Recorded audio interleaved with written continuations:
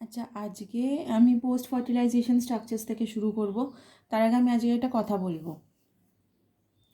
আমি যেভাবে লিখে লিখে পড়াচ্ছি অনেকটা তো হয়েই গেল। এখন ধর আমার এটা অ্যাকচুয়ালি আগেই হয়তো বলা উচিত ছিল। পোস্ট ফার্টিলাইজেশন স্ট্রাকচার্সের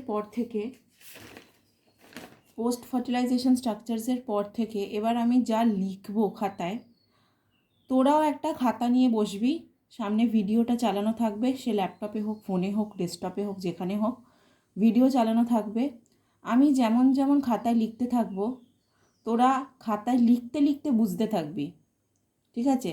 যেমন স্কুলে ম্যাম বোর্ডে যা লেখায় আমরা টুকতে থাকি, তোরা এখন টুকতে থাকিস, টুকতে থাকতে থাকতে তোরা বুঝতে থাকিস, সেরকম করবি। কেন?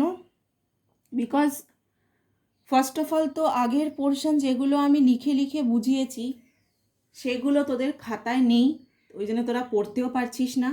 ঠিক বইতে প্রচণ্ড সব কিছু অগোছালো আছে, যার জন্য এরকম লিখে লিখে পড়ানো। তো এবার না তোদের কাছে আছে সেটা, আর না তোরা বারবার খাতাটা খুলে দেখতে পাচ্ছিস। I should have told this to you much earlier. প্রথমেই এটা বলা উচিত ছিল যে যা লিখছি সেরকম লিখতে লিখতে থাক। যাই হোক, করিসনি। কিন্তু এরপর থেকে আমি যা লিখছি এগুলো একটা আমি চার্ট ফার্ট বানিয়েছি, এটা আমার চার্ট নিজের বানানো পুরো। এই চার্টটা কি সাম আপ অফ এমব্রায়োজেনেসিস, মানে যা লেখা আছে বইতে ইতিহাসের মতো গড়গড় করে লেখা আছে, সেটাকে আমি একটা চার্টের মধ্যে পুট করেছি। এবার সেই চার্টটা কিসের জন্য, চার্টটা অ্যাকচুয়ালি আসে না, বাট দ্যাট চার্টটা পড়লে কী হবে, রেফার করতে পারবি যে কী থেকে কী হয়েছে, কোথা থেকে কী জন্মেছে, সেখান থেকে আবার কী জন্মেছে, এই জিনিসটা বোঝার জন্য চার্ট বানানো। এবার সেই চার্টটা আমি যদি আঁকতে যাই এরকম 2 পাতা নিয়ে নেবে, মানে খাতা যদি এরকমভাবে আমি খুলি এইখান থেকে ওই পাতায় চলে যাবে। আমি সেইভাবেই কিন্তু এখন এঁকেও দেখাবো। এবার তোদের কাছে সেটা যদি না থাকে, বা আমি খাতা এদিক থেকে ওদিক কী লিখছি, কী থেকে শুরু হয়েছিল আর ওদিকে কী চলে গেল, কিচ্ছু বুঝতে পারবি না। ওই জন্যে আমি যেভাবে যেভাবে লিখবো সেভাবে সেভাবে খাতায় তোরা টুকতে থাকবি। আর পরে যখন মুখস্থ করবি, মানে বইটা যখন মুখস্থ করবি, then you can refer. One thing I will suggest, মানে আমি সাজেস্ট করবো, এবার তোরা কী করবি সেটা পুরোপুরি তোদের ব্যাপার।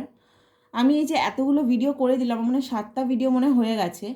টাইম পেলে, there is lots of time পেলে, মানে কি, there is lots of time now, তোদের টাইমই টাইম এখন, তাছাড়া আর কিছু করার নেই তোদের। তো টাইম যখন পাবি তখন এটা একটা করতে পারিস যে ভিডিওগুলো আবার প্রথম থেকে দেখতে শুরু করলি, আর যেরকম যেরকম আমি লিখছি সেরকম সেরকম তোরা খাতায় টুকতে থাকলি। এটাতে কি হবে, গোটা চ্যাপ্টারটা আবার ভালো করে রিভিশনও হবে, লেখাও থাকবে তোদের খাতায়, বারবার তোরা পড়তে পারবি। এখন অন্য সময় হলে কি হতো, আমি নয় জেরক্স করে তোদের, আমি যা লিখছি সেটা আমি জেরক্স করে তোদের দিয়ে দিতাম, but I really don't think any soon আমি দিতে পারবো, রিসেন্ট ফিউচারে আমি দিতে পারবো।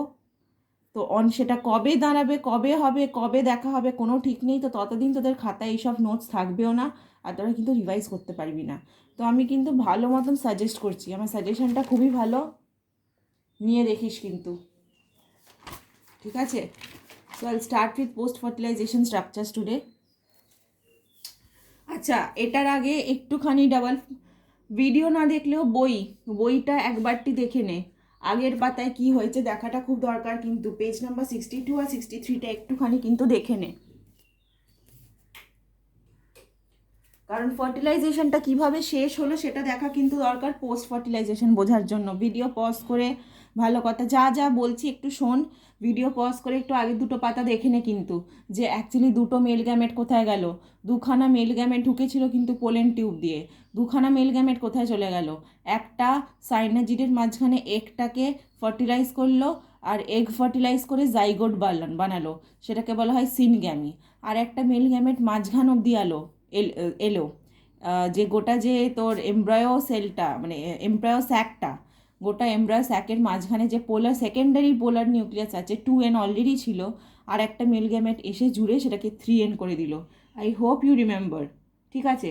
আমি একবারটি ডাবল ফার্টিলাইজেশনটাকে আমি মানে একটুখানি রিভাইজও করিয়ে দিই, আর তার উপর ডাবল ফার্টিলাইজেশনের শেষে হচ্ছেটা কি, মানে এই যে দুবার যে ফার্টিলাইজ হলো তারপর হলোটা কি সেটাও আমি একটু বলে দিই। Please pick up your copy and pen, আর আমি যেভাবে যেভাবে লিখতে থাকছি সেভাবে লিখতে থাক, ঠিক আছে? ভালো মেয়েদের মতো লিখতে থাক কিন্তু। আচ্ছা, তো এটা হচ্ছে ডাবল ফার্টিলাইজেশন। ডাবল ফার্টিলাইজেশন নিয়ে পড়া হচ্ছিল, যে ডাবল ফার্টিলাইজেশন তো হলো, দুবার তো ফার্টিলাইজেশন হলো, তারপর কি হলো ডাবল ফার্টিলাইজেশনে, আচ্ছা ডাবল ফার্টিলাইজেশন করলো কে, দুখানা মেল গ্যামেট, তো ডাবল নালে হবে হবে কি করে? এই যে দেখ, আমি এইখানে যে লিখতে গিয়ে আমি যখন এইখানে লিখলাম, তো তারপর আমি যখন এখানে লিখলাম ক্যামেরা থেকে এই দিকটা বেরিয়ে গেল, বা আমি যখন এখানে ফোকাস করছি ক্যামেরা থেকে ওদিকটা বেরিয়ে গেল। এটা বোঝানোর সময় ঠিক আছে, এটা যখন তোরা নিজেরা পড়বি খুব মুশকিল হবে কিন্তু। What I am realising this now, because এখন আমাকে চার্ট ফাট পড়াতে হবে, আমি বুঝলাম যে না খাতায় না থাকলে হবে না, but I should have realise this earlier. তো এটা কিন্তু অবশ্যই করিস। যাই হোক, তো দুটো মেল গ্যামেট ডাবল ফার্টিলাইজেশনে কারা পার্টিসিপেট করে, দুখানা মেল গ্যামেট। আর গ্যামেট মানেই তারা কি, হ্যাপ্লয়েড। গ্যামেট মানেই তারা হ্যাপ্লয়েড।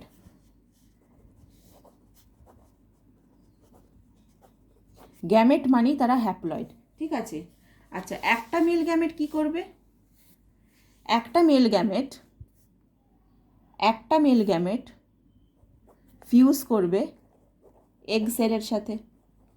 আর এগ সেলটাও তো এনই ছিল, একটা মেল গ্যামেট ফিউজ করবে এগ সেলের সাথে, সেটাও কিন্তু এন ছিল। আর তোকে কি দেবে, জাইগোট, যেটা হবে 2n। এটাকে বলা কি হয়, সিনগ্যামি।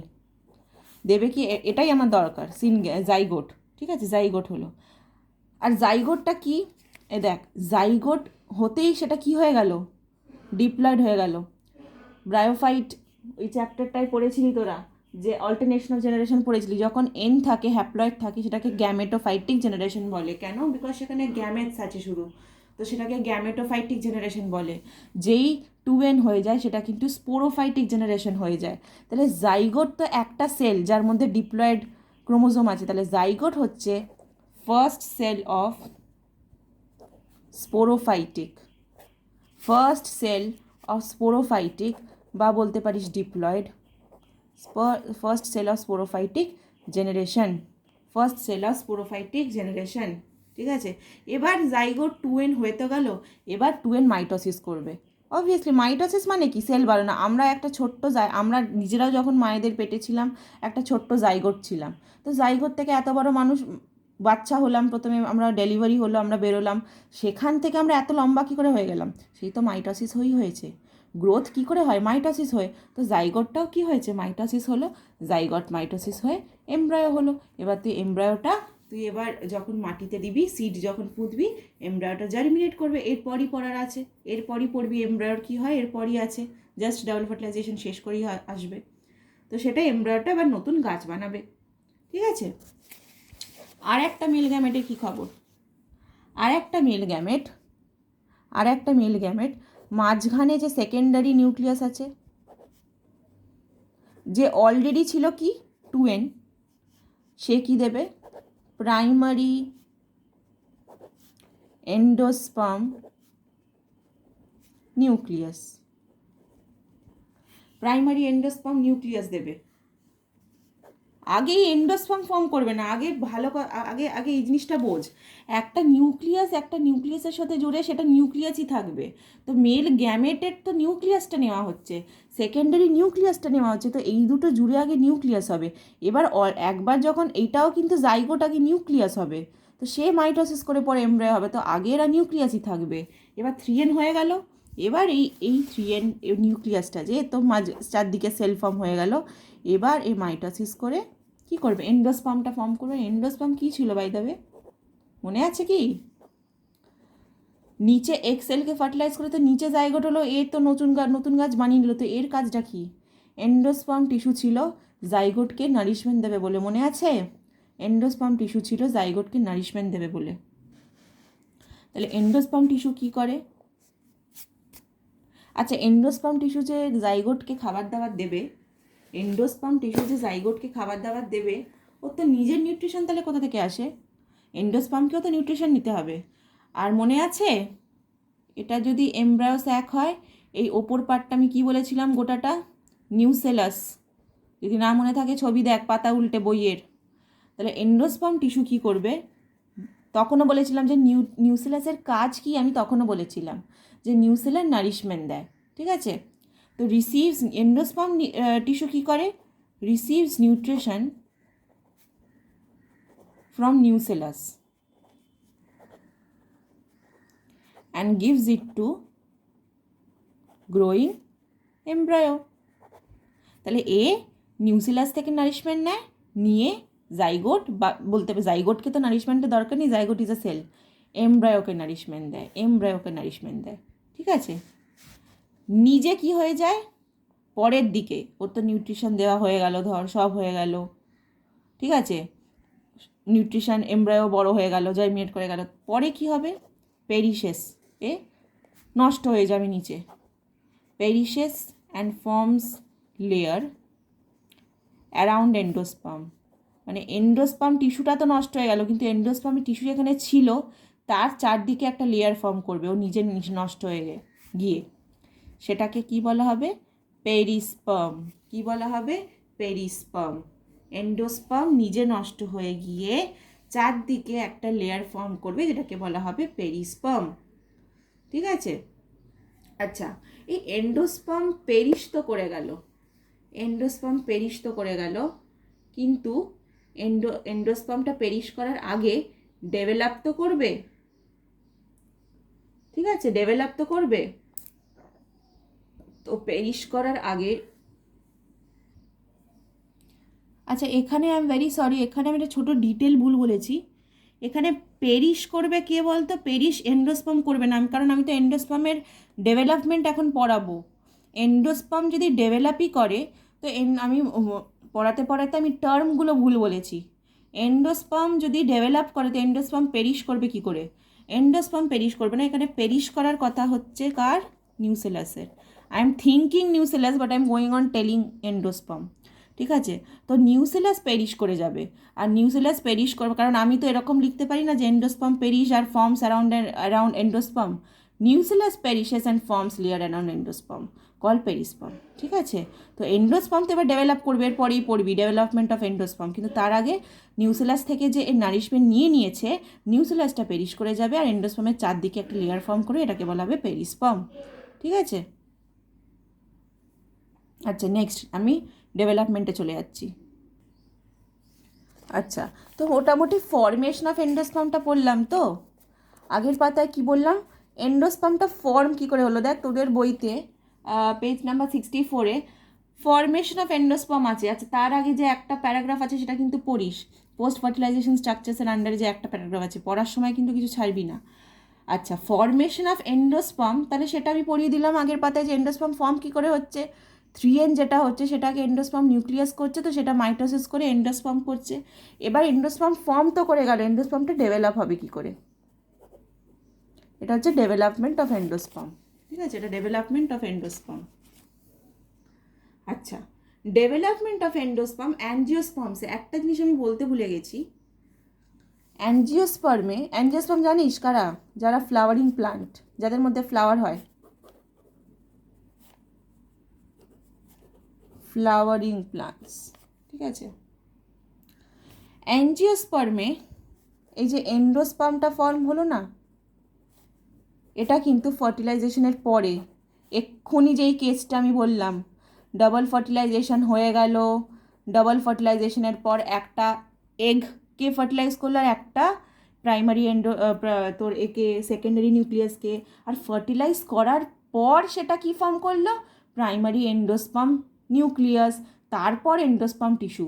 তাহলে এক্ষুনি যেটা পড়লাম এনজিওস্পার্মস পড়ালাম, যে এনজিওস্পার্মসের মধ্যে এন্ডোস্পার্মটা পোস্ট ফার্টিলাইজেশন প্রোডাক্ট। পোস্ট মানে কি, পোস্ট মানে জানিস তো পরে, তো পোস্ট ফার্টিলাইজেশন প্রোডাক্ট যেটা হয় 3N। এক্ষুনি দেখলি এন্ডোস্পার্মটা কি 2N, মেল গ্যামেটের N আর 2N মিলে 3N। কিন্তু জিমনোস্পার্মস পড়েছিলি যারা ফ্লাওয়ারিং প্লান্টস নয়, যাদের মধ্যে নেকেড সিড থাকে, মনে আছে, নেকেড সিড, ওপর দিকে যে ফ্রুটটা থাকে ওপরের দিকে, সেখানে ওই ফ্রুটগুলো থাকে না, শুধু সিডেরও চারদিকে যে আমরা ফ্রুটটা খাই সেই ফ্রুট থাকে না, এদেরকে নেকেড সিড হয় বলে। জিমনোস্পার্মে কিন্তু এন্ডোস্পার্মটা ফার্টিলাইজেশনের আগেই থাকে, pre fertilization product, pre fertilization product. আর সেটা প্রি ফার্টিলাইজেশন বলে 2N কি আর হবে, 3N কি আর হবে না, সেটা Nই থাকবে। ঠিক আছে, সেটা Nই থাকবে। ওকে, এবার আমি চলে যাবো ডেভেলপমেন্ট অফ এন্ডোস্পার্মে। এন্ডোস্পার্মের ডেভেলপমেন্ট কিন্তু 3 ধরনের হয়, 3 ধরনের ডেভেলপমেন্ট হয়। প্রথমটা হচ্ছে free nuclear type. Free nuclear type কীরকমভাবে হয় এটা? নাম থেকেই বোঝা যাচ্ছে, দেখ নাম থেকেই বোঝা যাচ্ছে যে নিউক্লিয়াসটা ফ্রি থাকবে। নাম থেকেই বোঝা যাচ্ছে, একটু দাঁড়া।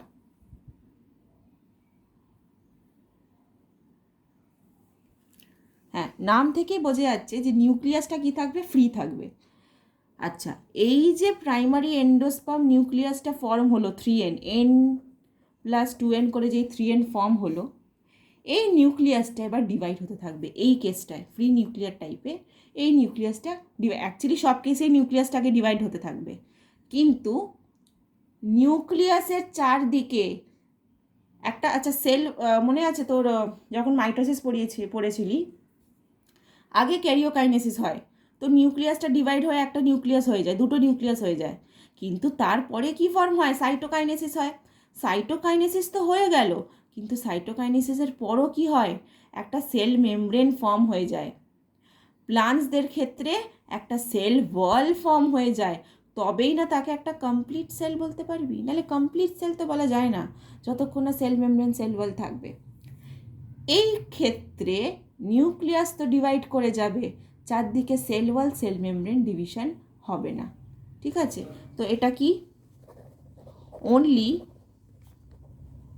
The nucleus of primary endosperm nucleus. আচ্ছা, প্রাইমারি এন্ডোস্পার্ম নিউক্লিয়াস অনেক জায়গায় এরকম পেন, তোরা তা বলে এতে লিখবি না, পরীক্ষায় লিখবি না, আমি জাস্ট এখন এমনি দেখাচ্ছি।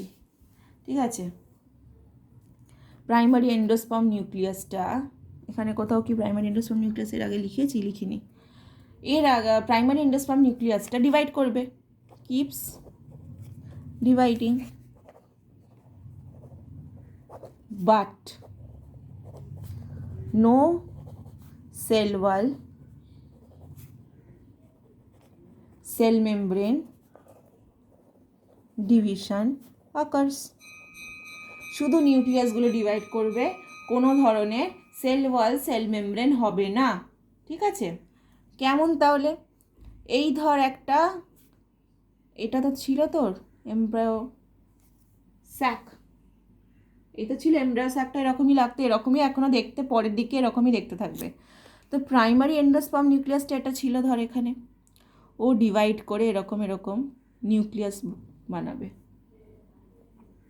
কিন্তু এরকম নিউক্লিয়াসই থাকবে, নিউক্লিয়াসের চারদিকে কোনো ওয়াল ফর্মেশন হবে না, নিউক্লিয়াসের চারদিকে কোনো ধরনের ওয়াল ফর্মেশন হবে না। ঠিক আছে, এইটা হচ্ছে primary endosperm free nuclear type. এর একটা এক্সাম্পল হচ্ছে কোকোনাট ওয়াটার। কোকোনাট ওয়াটারে, আচ্ছা কোকোনাট ওয়াটারটা বোঝানো, ঠিক আছে শুনে নে আগে, কোকোনাট ওয়াটারটাই শুনে নে। কোকোনাট ওয়াটারে কি দেখেছিস? কোকোনাট ওয়াটারে আগে ডাবের কথা ভাব, ডাবের কথা আগে ভাব। ডাব যেটা দেখেছিস, ডাবের মধ্যে জল থাকে তো, এটা পুরো ফ্রি নিউক্লিয়ার এন্ডোস্পার্ম। তুই যে ডাবের জলটা খাস, ডাবের জলটা কি বলতো? Only free nucleus. এই নিউক্লিয়াসটা ডিভাইড করে করে করে করে হাজারটা নিউক্লিয়াস জলের মধ্যে ঘুরে বেড়াচ্ছে, সেই ডাবের জলটাই খাই। ঠিক আছে, এই ডাবের জলটাই খাই, কিন্তু কিন্তু কোনোদিন ডাব খেয়ে দেখেছিস ডাবওয়ালা বলে এর মধ্যে শাঁস আছে, শাঁসটা কি খাবে? শাঁস মানে কি? এক এক সময় ডাবের জলটা কি হয়? জলটা কমে যায়, জলটা কমে গিয়ে ডাবের গায়ে একটা মোটা লেয়ার ফর্ম করে, যেটা যেটা এডিবল, যেটা আমরা খেতে পারি। সেটা কি? সেটাও কি ফ্রি নিউক্লিয়াসই, যেটা চারদিকে আটকে গেছে? না, সেটা ফ্রি নিউক্লিয়াস না, সেটার চারদিকে সেল ওয়াল ফর্মেশন হয়ে গিয়ে সে সেল হয়ে গেছে, আর যেই সে সেল হয়ে গেছে সে চারদিকে ওরকম ডাবের চারদিকে আটকে গেছে।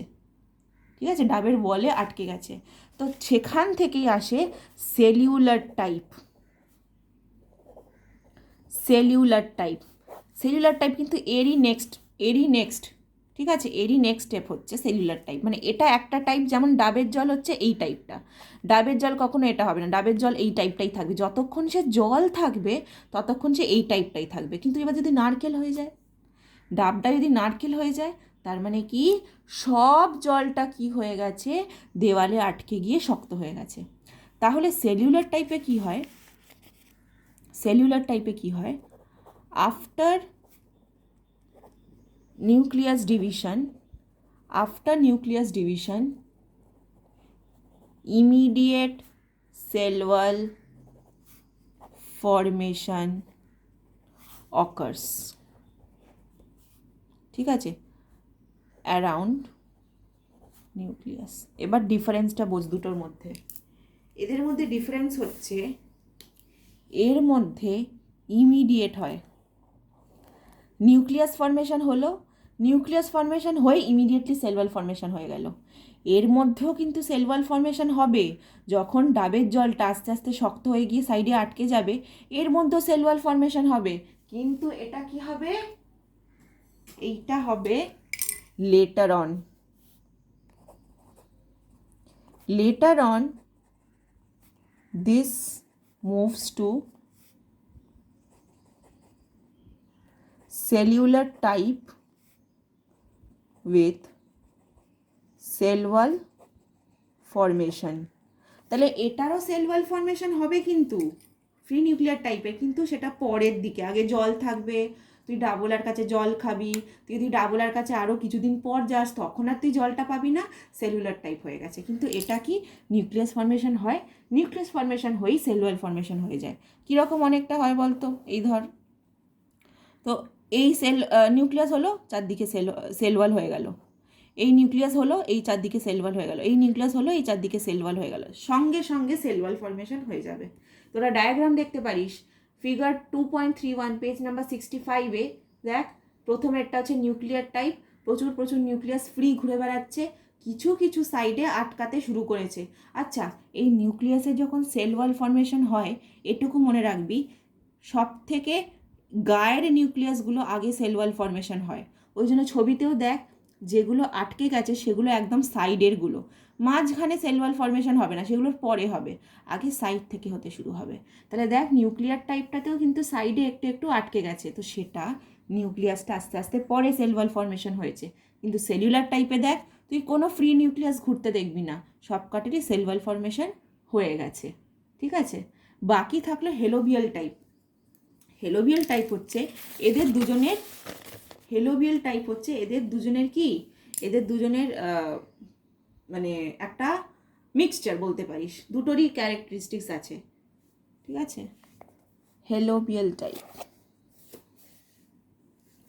আমি লুজ শিট, আমি এতদিন লুজ শিটে লিখছিলাম তোদেরকে এইগুলো দেবো বলে, আমার হাতে রেখা নোটসগুলো দেবো বলে, আমি এবার আমার খাতাতে লিখতে শুরু করে দিচ্ছি, বিকজ আই এম এক্সপেক্টিং তোরা নোটস, এই আমি যা পড়াচ্ছি সেটা দেখে দেখে নিজেদের খাতায় লিখছিস, তো আমি এটা কিন্তু আর দেবো না, এটা আমার খাতায় থাকলো।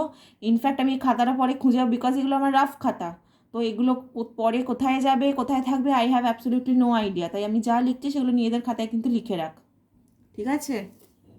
আচ্ছা, নাম্বার 3 হচ্ছে হেলোবিয়াল টাইপ। নাম্বার 3 হচ্ছে হেলোবিয়াল টাইপ। হেলোবিয়াল টাইপটা, আচ্ছা হেলোবিয়াল টাইপটা না মোনোকটসেই পাওয়া যায়। মোনোকট জানিস তো, একটা কটিলিডন যাদের থাকে, যাদের একটা কটিলিডন থাকে তারা হচ্ছে মোনোকট, তো এদের মোনোকটসেই পাওয়া যায়। হেলোবিয়াল টাইপে কি হয়, primary endosperm nucleus moves to chalazal end of embryo sac. Primary endosperm নিউক্লিয়াসটা এখানে মাঝখানের দিকে ছিল, তো ওপর দিকে এখানে চালাজাল এন্ডের দিকে মুভ করতে শুরু করে। যেই চালাজাল এন্ডের দিকে চলে গেল, ও কী করবে, ওয়াল ফর্মেশন হবে, মানে ডিভাইড করবে, দুটো হাফ হয়ে যাবে। কিভাবে দুটো হাফ হবে, followed by formation of transverse wall. Transverse wall মানে জানিস তো হরাইজন্টাল, লঙ্গিটিউডাল মানে এরকম লম্বা, ট্রান্সভার্স মানে হরাইজন্টাল, ঠিক আছে। ডিভাইড করার পর মানে কি দেখবি যে একটু দাঁড়া, ডিভাইড করার পর দেখবি চলাজলের সেলটা যে দুটো ভাগে ভাগ হয়েছে, দুটো ইকুয়াল ভাগ হয়নি, দুটো ভাগে যে ভাগ হয়েছে চলাজলের দিকে সেলটা খুব ছোট, স্মল, আর এখানে সেলটা খুব বড়। তোদের বইয়ের ডায়াগ্রামে জাস্ট উল্টে দিয়েছে ডায়াগ্রামটা। তোদের বইয়ের ডায়াগ্রামে চলাজল এনটাকে রেখেছে নিচে, কিন্তু আমরা যখন এমব্রায়ো স্যাক পড়ি আমরা কিন্তু চলাজাটাকে ওপরেই রাখি। আর মনে আছে পোলেন টিউবটা কীভাবে ঢোকে? পোলেন টিউব এসে এইভাবে মাইক্রোপাইল দিয়ে কিন্তু ঢোকে, পোলেন টিউবটা এইভাবে মাইক্রোপাইল দিয়ে ঢোকে। তো মাইক্রোপাইল আমরা নিচেই রাখি, চলাজাল এন্ড ওপরে রাখি, কিন্তু তোদের বইতে লেখা আছে এটা তোদের বইতে দেওয়া আছে চলাজাল এন্ড নিচে, ওপরে মাইক্রোপাইলার এন্ড। ওই জন্য নিচের সেলটাকে তোদের ছোট দেখাচ্ছে। আমার ডায়াগ্রামে চলাজাল এন্ড ওপরে, ওই জন্য আমি ওপরের সেলটাকে ছোট দেখাচ্ছি। তো চলাজাল এন্ড নিচে আর ওপরে একটা বিশাল বড় সেল হবে মাইক্রোপাইলার এন্ডের দিকে, ঠিক আছে? তাহলে দুটো সেল হলো স্মল চলাজাল সেল হবে, এ আর ডিভাইড করবে না, তো নিজেই খুব ছোট, এ আর ডিভাইড করবে না, ডাজ নট ডিভাইড ফার্দার। আর এ হচ্ছে লার্জ মাইক্রোপাইলার সেল। এ কি করবে? ফার্স্ট টাইপ কি ছিল এমব্রায়ো ফরমেশনের? Free nuclear type. তো লার্জ মাইক্রোপাইলার সেলটা প্রথমে কি করবে? ফ্রি নিউক্লিয়ার ডিভিশন করবে, ঠিক আছে? এরপরই সেল ওয়াল ফরমেশন হয়ে যাবে। তাহলে যেই সেল ওয়াল ফরমেশন হয়ে গেল, সে ফ্রি নিউক্লিয়ার ডিভিশন থেকে কি হয়ে গেল? সেকেন্ড টাইপটা কি পড়িয়েছি? Cellular type. তাহলে সেল ওয়াল ফরমেশন যেই হয়ে গেল, সে কি বলবো, মানে ব্যাপারটা কি আমি বলতে চাইছি হচ্ছে, লার্জ মাইক্রোপাইলার সেলটার কি ধরনের ডিভিশন হলো? ফ্রি নিউক্লিয়ার টাইপ ডিভিশন হলো। এর কিন্তু সেলুলার টাইপ ডিভিশন হয়নি। তুই বলবি মি সেল ওয়াল ফরমেশন তো হয়ে গেল, তো এর সেলুলার টাইপ ফরমেশনও তো হলো না। আমি প্রথমেই কি বলেছিলাম যে ফ্রি নিউক্লিয়ার টাইপে কি হয়, আগে নিউক্লিয়াসগুলো এক গাদা হয়ে গিয়ে ভাসে, কিন্তু আস্তে আস্তে তো নিউক্লিয়াসগুলোর সেল ওয়াল ফরমেশন হয় পরের দিকে, সাইডে তো হয়। তো সেটাই তো এখানেও তো সেটাই হচ্ছে, যে প্রথমে ফ্রি নিউক্লিয়ার ডিভিশন হয়ে যাচ্ছে সব, তারপর আস্তে আস্তে সেল ওয়াল ফরমেশন হচ্ছে। তাহলে এটা কিন্তু সেলুলার টাইপ না, এটা কিন্তু ফ্রি নিউক্লিয়ার টাইপই ডিভিশন। তাহলে এখানে চলাজাল সেলের কোনো ডিভিশন হচ্ছে না, লার্জ মাইক্রোপাইলার সেলটার ফ্রি নিউক্লিয়ার টাইপ ডিভিশন হচ্ছে, ঠিক আছে? তাহলে এ কীরকম হলো? হেলোভিয়াল টাইপটা এ পুরোপুরি ফ্রি নিউক্লিয়ার টাইপ হলো না, কিন্তু কিছুটা ফ্রি নিউক্লিয়ার টাইপ হলো, ঠিক আছে? আই হোপ বোঝা গেছে এত অবধি। আচ্ছা, এবার আমরা চলে যাবো ফরমেশন অফ এমব্রায়োতে। এটা পুরোপুরি একটা ডিফারেন্ট টপিক, ফরমেশন অফ এমব্রায়োতে চলে যাবো। এত অবধি পড়তে লিখতে থাক, পড়ে লেখা হয়ে গেলে আমার লেখাটা পড়, তারপর বইটা পড়। কোনটা পড়বি? বইতে পেজ নাম্বার 64-এ ফরমেশন অফ এমব্রায়োটা পড়বি গোটাটা, ফরমেশন অফ এন্ডোস্পার্মটা পড়বি। ফরমেশন অফ এমব্রায়ো আমি এবার শুরু করব, ঠিক আছে?